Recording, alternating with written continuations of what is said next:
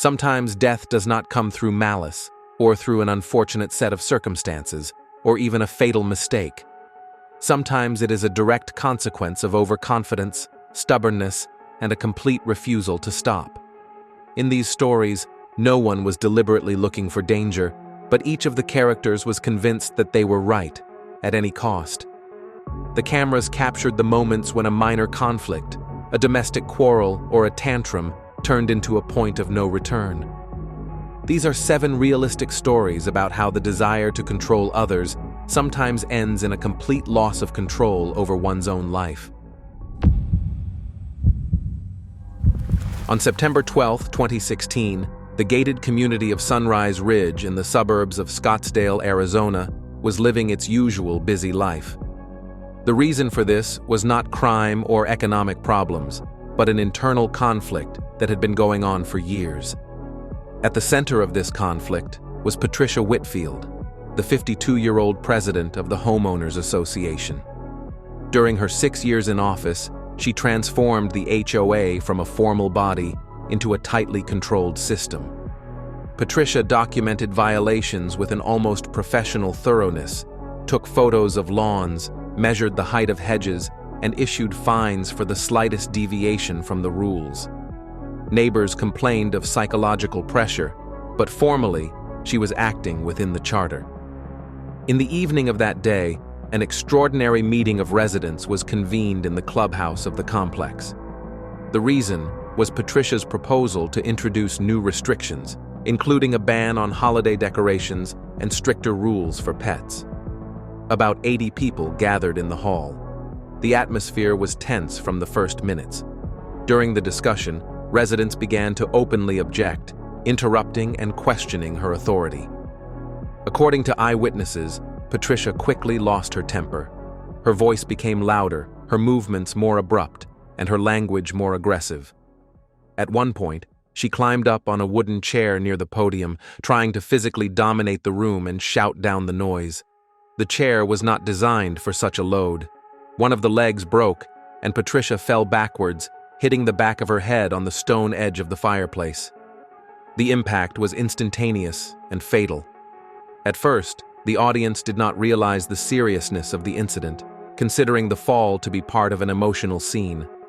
Only after a few seconds did they realize that she was not moving. Paramedics arrived quickly but pronounced her dead on the spot.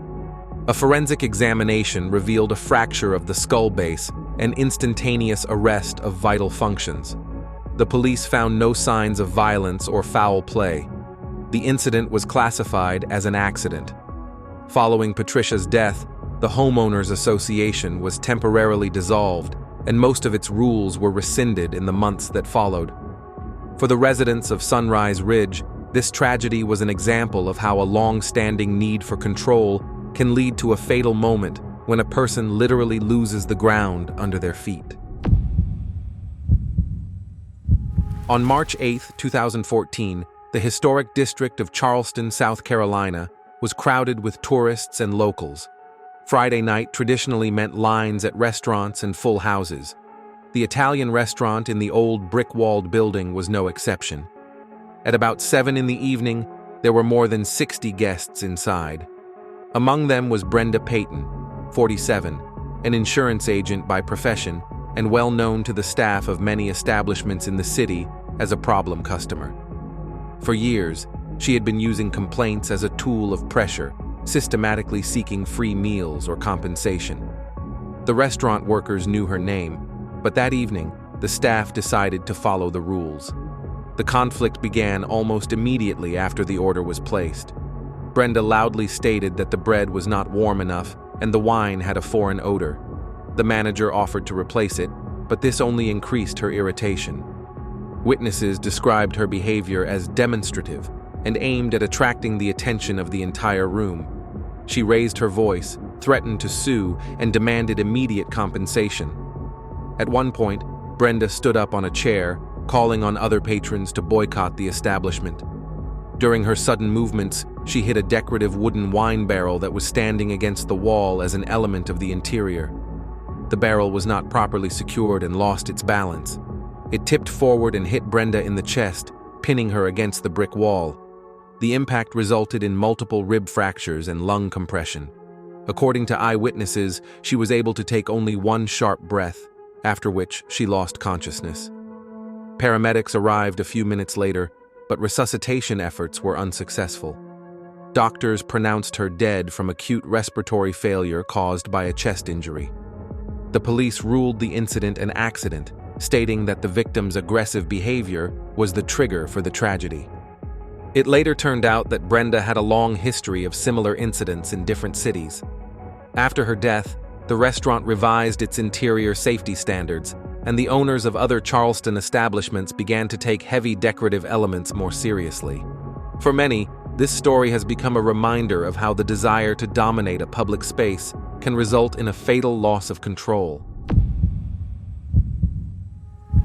On November 15, 2016, the Maple Grove Elementary School auditorium in Minnesota was almost completely filled. Parents, teachers, and school board members had gathered for another open meeting, which was initially supposed to be about the budget and curriculum updates. However, for Susan Hutchinson, a 49-year-old mother of 2 students at the school, the evening was the culmination of years of struggle. Susan worked as a medical sales representative and was used to speaking with confidence and conviction.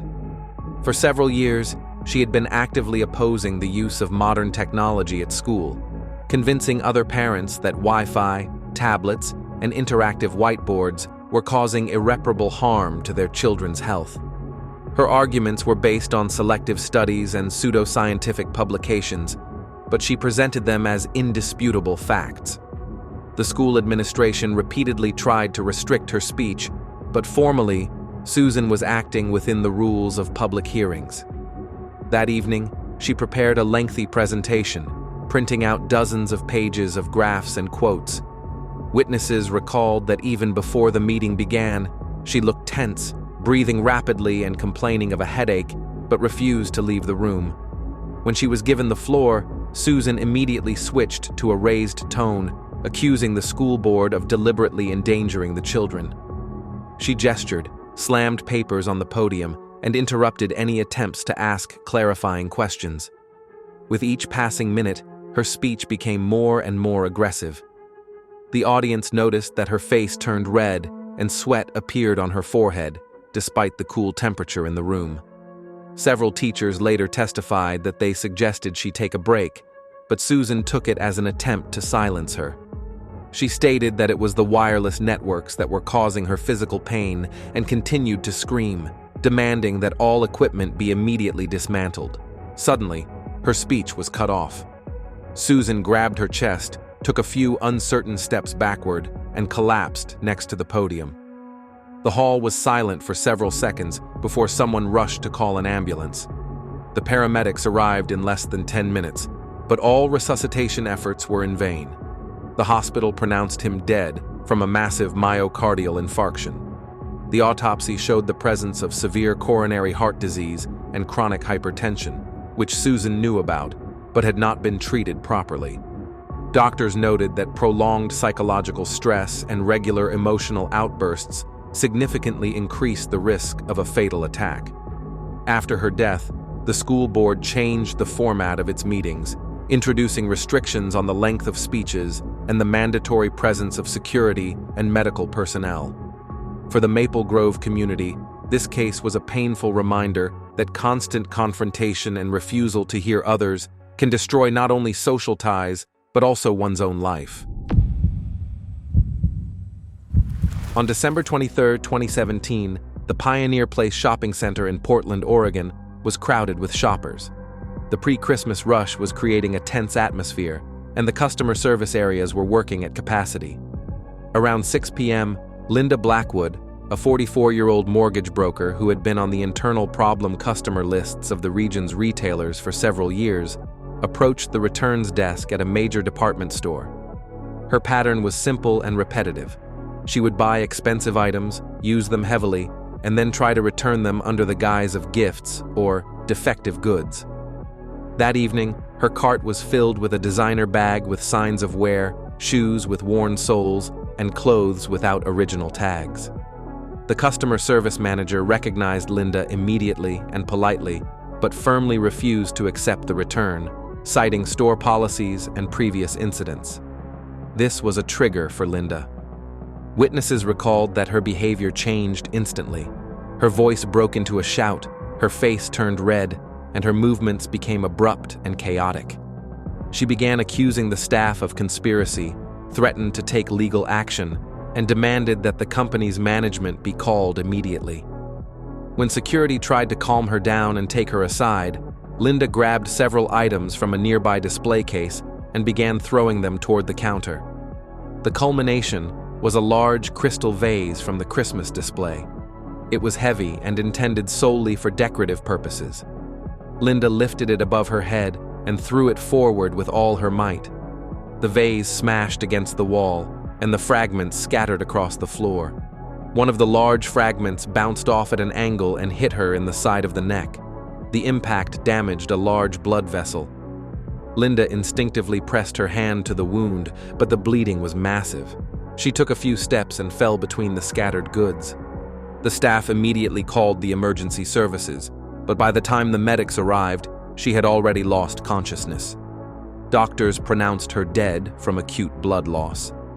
The police classified the incident as an accident, emphasizing that the fatal injury was caused by the victim's own actions. After her death, an investigation revealed a long history of fraudulent returns worth tens of thousands of dollars at various stores. The retail chain revised its protocols for dealing with aggressive customers and removed heavy, fragile items from open areas. For eyewitnesses, this incident was a clear example of how an attempt to impose one's will by force can result in immediate and irreversible consequences. On July 4, 2013, the West Shore Plaza shopping mall in Tampa, Florida, was crowded with cars. It was a holiday, the heat was over 35 degrees, and the constant traffic was creating a chaotic atmosphere in the parking lot. That's where Deborah Morrison, a 51-year-old bank branch manager who had no traffic control authority but felt responsible for keeping things orderly, was that day. For several years, Deborah had been patrolling the parking lots on her own, recording alleged violations, taking photos of license plates, and calling the police even in cases where no rules had been broken. Employees of the shopping center repeatedly asked her to stop these actions, but she ignored the warnings. That evening, her attention was drawn to a family loading their purchases into an SUV. The car was parked within the markings, but, in Deborah's opinion, too close to the cart return area. She began loudly accusing the driver of the violation, threatening him with fines and calling the police. Witnesses said that the driver tried not to get into a conflict and asked her to move aside so that he could leave. Deborah refused. On the contrary, she walked behind the car, taking pictures of the license plate and continuing to scream. When the driver began to slowly back up, unable to see her completely due to the size of the car, she made no attempt to move away. The contact was inevitable. The rear bumper hit Deborah, and she lost her balance, falling to the asphalt. The back of her head hit the concrete curb. The impact caused a severe head injury. Witnesses immediately called an ambulance, and the driver got out of the car in a state of shock. Paramedics arrived quickly, but Deborah was already unconscious. At the hospital, doctors pronounced her dead from cerebral edema caused by a severe blow to the head. Surveillance footage confirmed that Deborah deliberately stood behind the vehicle and ignored the driver's repeated warnings. He was initially charged with involuntary manslaughter, but after reviewing the video evidence, the case was dropped. The incident caused a wide response in the local media and became the basis for increased control over the behavior of unauthorized persons in shopping center parking lots. For many, this death was an example of how the desire to impose your own rules in a space where you have no power can end in a fatal collision with reality. On August 19, 2018, the Pine Ridge Apartments in Denver, Colorado, was going about its usual evening routine. Open windows, the sound of TVs, footsteps on the stairs, and muffled conversations created a typical apartment building backdrop. For most residents, these noises were part of everyday life, but for Margaret Daniels, a 46-year-old civil servant, they were a source of constant irritation. She moved into the complex 2 years earlier and almost immediately began filing formal complaints against her neighbors. Margaret recorded the noise levels with a portable decibel meter, kept detailed logs with times and dates, and demanded immediate intervention from the management company. During this period, several families were forced to move out, unable to withstand the constant pressure. In the evening of that day, the Chen family, who lived on the floor above, allowed their 8-year-old daughter to play the piano until about 7 o'clock. This did not violate any internal rules, as the quiet hours did not begin until 10 in the evening. But it was enough for Margaret. She went up to their door and began to ring the bell and knock persistently, demanding that the noise stop. When they did not open the door, she took it as a personal slight. According to the residents, Margaret returned to her apartment and a few minutes later took a folding ladder out of the back room. Her intention was clear: to get to the Chen's balcony from the outside and continue the conflict. The balcony structures of the house were built in the late 1980s and had not undergone a full technical inspection for a long time. The metal fasteners had weakened due to freezing and thawing cycles, and the wooden elements had partially lost their strength. Margaret set up a ladder along the facade and began to climb, holding a notebook of complaints in one hand. Several neighbors watched from their windows, finding the situation absurd but not immediately realizing the danger. When she reached the second-floor level, she leaned on the balcony railing to knock on the glass door. At that moment, the structure failed to withstand the load. The railing came off with a bang, and Margaret lost her footing. She fell from a height of 3 floors to a concrete courtyard. The impact was fatal. Witnesses reported that the sound of the fall could be heard throughout the complex. An ambulance arrived quickly, but doctors only pronounced her dead from multiple fractures and internal injuries. The investigation found that none of the neighbors had pushed her to take dangerous actions, and the decision to climb the balcony was completely independent. After the incident, the management company conducted an unscheduled inspection of all balconies and began major repairs. For the residents of Pine Ridge, this tragedy was a reminder that the obsessive need to control others can lead to a moment when a person stops assessing their own safety and takes a step from which there is no return. On November 12, 2019, an electronics store in the suburbs of San Jose, California, was operating as usual with the usual evening rush of customers. There were dozens of people in the store, the staff was preparing to close, and security was monitoring compliance with internal security rules. That particular week, the store was subject to temporary restrictions imposed by the administration due to the high incidence of the disease, including the mandatory wearing of protective masks in service and storage areas. At around 8 p.m., Carla Norton, a 38-year-old unemployed woman with a history of conflicts in the neighborhood, entered the store. Witnesses noted that from the first minutes her behavior was tense. She refused to comply with the staff's demands, loudly accusing the store of discrimination and violating her rights. The consultants tried to calmly explain the rules, but Carla took any remark as a personal insult. The conflict escalated when she tried to go to the service area of the store where the goods were stored. A security guard blocked her path with a portable metal fence and asked her to leave the premises. In response, Carla started shouting and threatening to file complaints and lawsuits. According to eyewitnesses, she tried to move the fence several times, but to no avail. At some point, she decided to climb over it. The fence was installed on the edge of a small height difference between the sales floor and the warehouse area, which would not normally pose a danger if access rules were followed. Carla lost her balance while trying to climb over. Her foot slipped, and she fell forward before she could regroup. The fall ended with her head hitting the concrete floor of the warehouse. Store employees immediately called emergency services and provided first aid. Paramedics arrived in a few minutes, but the injuries were not life-threatening. The hospital diagnosed a severe head injury and internal bleeding.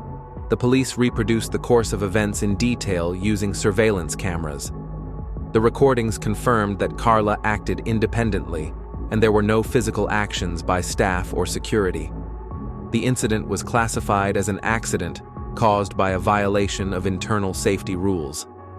After the tragedy, the store's management revised the location of the fences and strengthened instructions for employees on how to deal with aggressive customers. For eyewitnesses, the incident was another reminder that stubbornness and unwillingness to stop sometimes have much more serious consequences than it seemed at the time of the conflict. In all these stories, there is no conspiracy, malice, or fatal accident. There is only a moment when a person refuses to stop, when the desire to prove oneself right, impose rules, or gain control over the situation becomes more important than basic caution. None of these women left the house thinking that this day would be their last, but each made a choice that was left without a second chance. The cameras only captured the ending, but the real reason was years of accumulated behavior that no one took seriously until it was too late. These stories are not about punishment or justice. They are about the line that is easy to cross when you think you can do anything, and about the fact that reality is always tougher than any hysterical confidence in your own righteousness. Some people lost their lives because of a second of impulse, others because of years of habitual conflict. In the end, the result was the same. Thank you for watching, and be careful. Sometimes the most dangerous decision looks like a petty domestic quarrel.